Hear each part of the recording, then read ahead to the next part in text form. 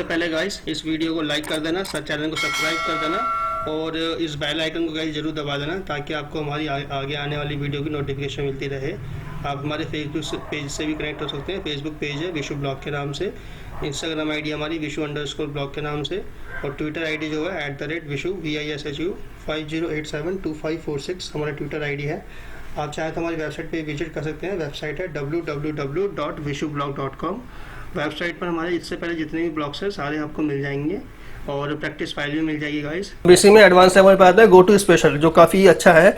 Suppose मुझे किसी sales पे या किसी कॉलम पे जाना है या किसी एरिया को ऐसे को सिलेक्ट करना है, हाईलाइट करना है डायरेक्टली जाके, मतलब बार बार मुझे सर्च ना करना पड़े, तो उसके लिए गो टू स्पेशल जो कि एडवांस लेवल पे जाते हैं तो वो ऑप्शन है। ठीक है, इसको हम कीबोर्ड के थ्रू जाते हैं तो उसके लिए हम पहले दबाएंगे ऑल्ट का बटन एक बार, उसके बाद H सेक्शन है तो H को दबाएंगे, उसके बाद अपन आ जाएंगे फाइंड रिप्लेस का है तो FD, उसके बाद गो टू स्पेशल पे S आ रहा है तो S दबा देंगे।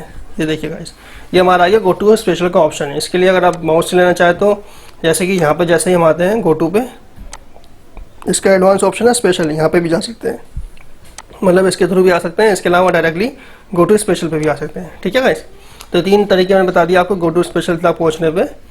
अब इसके अंदर बेसिकली होता क्या है कि गो टू स्पेशल में एक तरीके से किसी एरिया, किसी सिलेक्टेड एरिया या कोई कमेंट हो गया या कोई फॉर्मेटिंग हो गया, उसके पास जाने का डायरेक्ट तरीका होता है। तो उसके लिए एक तरीके से शॉर्टकट बनाए हुए हैं, या तो उस एरिया को सिलेक्ट कर लो या हाईलाइट कर लो, उसे दिखाने के एक तरीके से शॉर्टकट्स बनाए हैं। तो इस पर हम करते हैं, देखते हैं। जैसे कि सपोज मेरा ये एरिया है, ठीक है, मैं पहले इस पूरे एरिया को सिलेक्ट कर लूँगा। इस एरिया को सिलेक्ट करने के बाद मैं चाहता हूँ कि इस एरिया में कहाँ कहाँ पे कमेंट लिखे हुए हैं, मेरे को वहाँ पे जाना है। ये आ गए हम गो टू स्पेशल पे। सपोज मैं चाहता हूँ कहाँ कहाँ पे कमेंट लिखे हुए हैं वहाँ पे हमें जाना है, तो कमेंट जैसे इसको ओके कर दूंगा, वहाँ पे जाना है या मतलब उसको जो है हाईलाइट करने के तरीके से। तो मेरा जो है यहाँ पे कमेंट लिखा हुआ है, ये देख सकते हैं यहाँ पे लिखा हुआ है विशु, तो इसने इसको हाईलाइट कर दिया। सपोज मैं कहीं और कमेंट लिख देता हूँ, यहाँ लिख लेता है मैनेजमेंट पे, तो इसको भी हाईलाइट कर देगा। तो कमेंट करने के लिए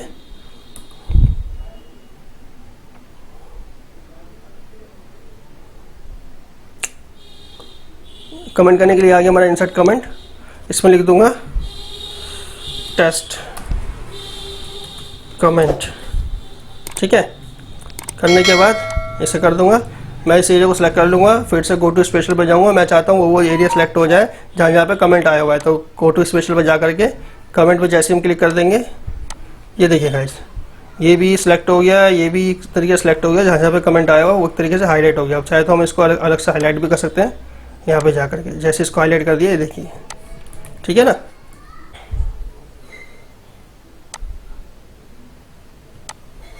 तो गाइस गो टू स्पेशल में हमने जो है अभी फिलहाल अभी गाइस हमने गो टू स्पेशल में जो भी सीखा है वो हमने कमेंट्स का सीखा है। अब हम आते हैं कॉन्स्टेंट और ये जो फॉर्मूलास है एक तरीके से बेसिकली सेम ही है।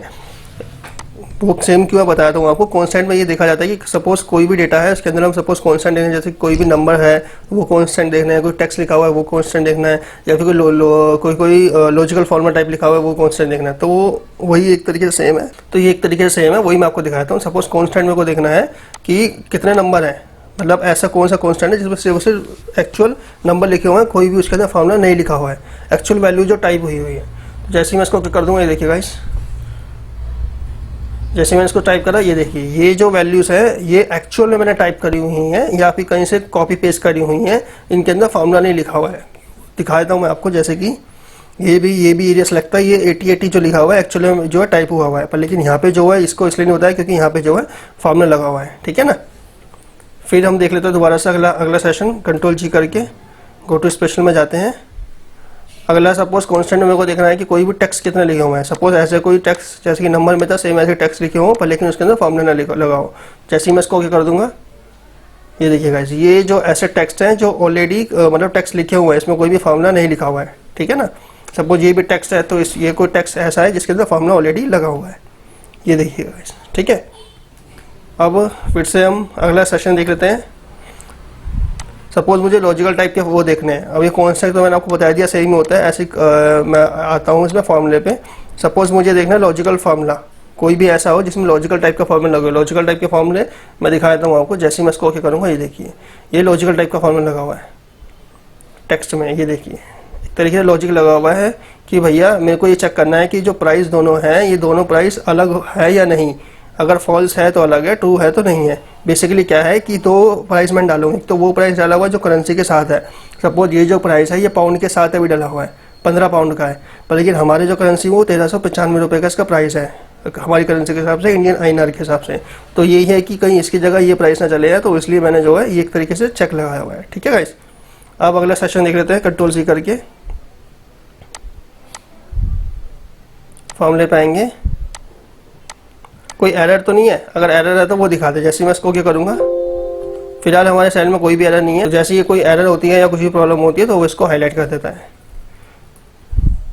अगले सेशन में आए थे Ctrl+C करके स्पेशल में आके जितने भी हमारे सेल्स हैं उसके अंदर कितने कितने ब्लैंक्स डले हुए हैं, तो ये दिखाने के इसके अंदर ब्लैंक्स कितने डले हुए हैं। तो एक बार देख लेते हैं एक बार।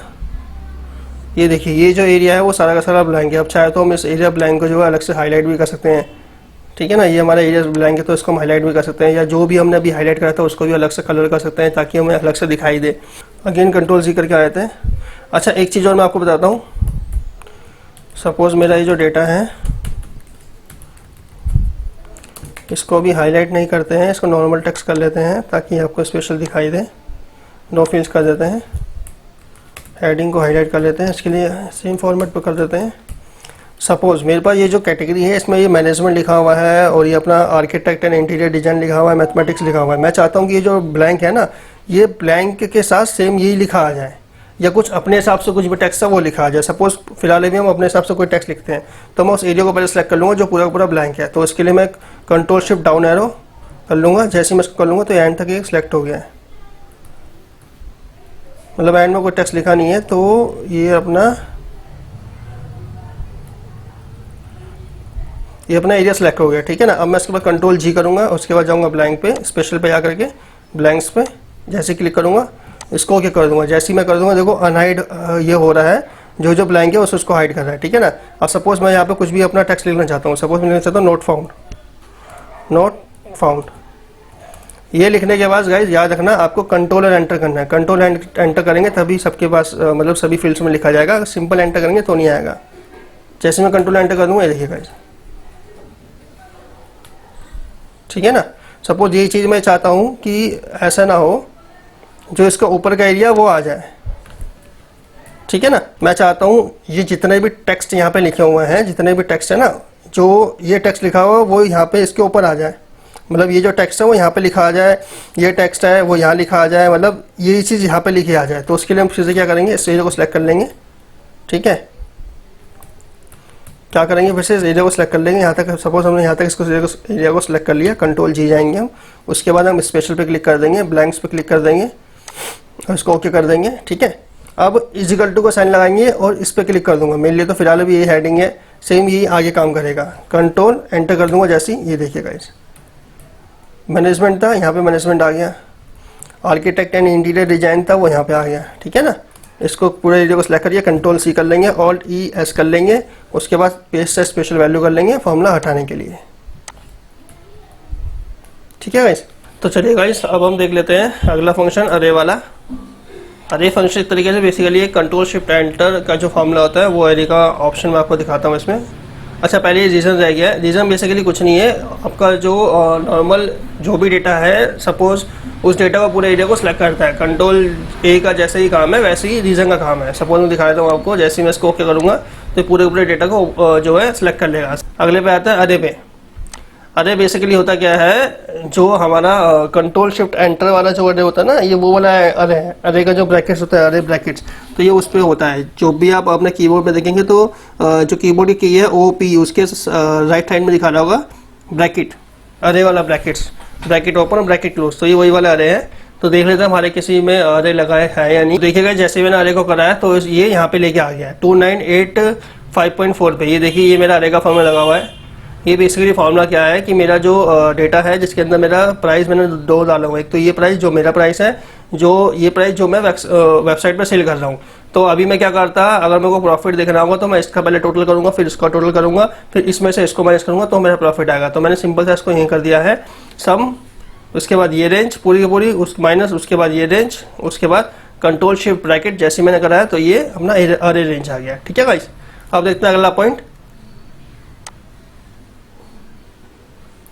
ऑब्जेक्ट। ऑब्जेक्ट बेसिकली कोई भी आपने ऑब्जेक्ट इंसर्ट करा हो, चाहे वो इमेजेस हो, चाहे भी आपका सिंबल्स हो, तो उसके ऊपर ये दिखाता है। मैंने ऑब्जेक्ट जो है यहाँ पे करे हुए हैं, ये हमारे ऑब्जेक्ट हो गए। ये हमारे जो है लालू भाई मिर्ची भाई जो है, ये हमारे जो हो गए, ये हमारा मिर्ची भाई हो गया, ये हमारा लालू भाई हो गया, ये थिंकिंग वाला इमोजी हो गया, और ये हमारा एडवांस एक्सेल का एक इमोजी हो गया, एक एडवांस एक्सेल का लोगो टाइप का हो गया। ठीक है, तो अब सपोज मैं देखता हूँ तो कंट्रोल जी स्पेशल पे जाऊंगा, उसके बाद मैं ऑब्जेक्ट पे क्लिक कर दूंगा। जैसे मैं ऑब्जेक्ट पे क्लिक कर दूंगा, ये देखिएगा ये चारों ऑब्जेक्ट को जो है इन्हें दिखा दिया है कि ये हमारे ऑब्जेक्ट है, इनको जो है हाईलाइट कर दिया है। ठीक है, अगला देख लेते हैं सेशन। इसी शीट पे आके अगला सेशन देखते हैं। तो रो और कॉलम को डिफरेंस करने के लिए सपोज पहले हम रो का देख लेते हैं। तो रो के लिए मैं control shift down right arrow कर दूंगा।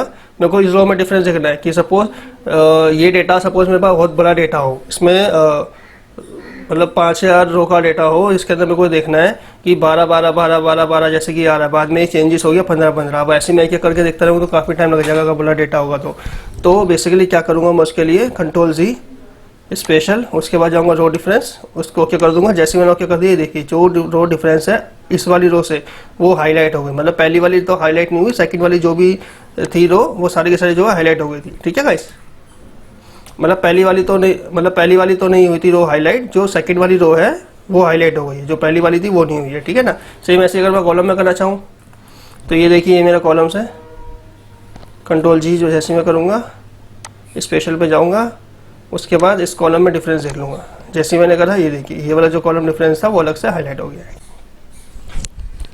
तो गाइस अभी हम अगला सेशन देख लेते हैं। कंट्रोल सी करेंगे, स्पेशल पे जाएंगे, आगे प्रेसिडेंस और आगे डिपेंडेंस। ठीक है ना, वे तो ये भी अच्छा काफ़ी ट्रिक है, इसको बता रहा हूँ मैं आपको।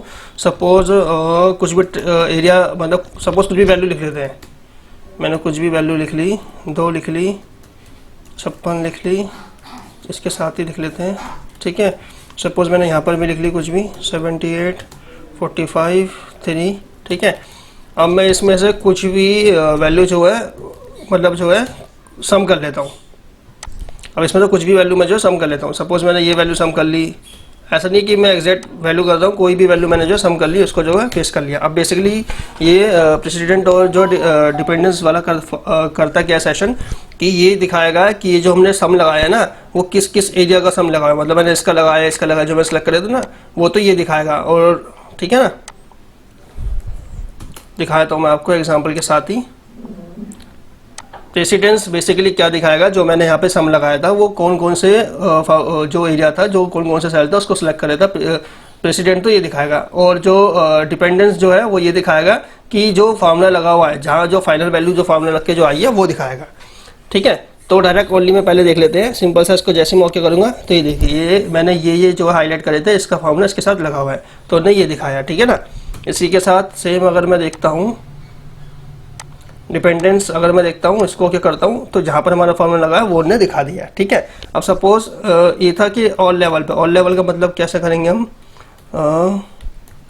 सपोज ये 45 जो है इसकी जगह हम क्या करते हैं, यहाँ लिख देते हैं 10 और यहाँ लिख देते हैं 45। ठीक है, और इसको कर देते हैं प्लस, इसको कर देते हैं प्लस।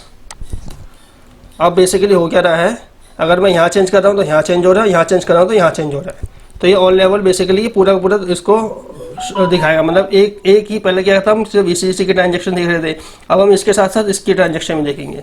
ठीक है ना, मतलब उसको भी हम एक तरीके से हाईलाइट करेंगे। डिपेंडेंट जैसे मैं करूँगा इसको ऑल लेवल पे जाकर, जैसे मैं इसको डिपेंडेंट करूँगा इसको क्या कर दूँगा, ये देखिएगा इस ये मेन दो चीज़ दिखा रहा है कि यहाँ पर जो है था। ठीक है, तो ये भी कंप्लीट होता है। तो गाइस अगला सेशन अब हम कंप्लीट कर लेते हैं। अगला सेशन गो टू स्पेशल में आता है लास्ट सेल। सपोज मेरा कोई भी डेटा है जिस पर मैं काम कर रहा हूँ, मैं चाहता हूँ उसके सबसे एंड के लास्ट सेल में वो चले जाऊँ।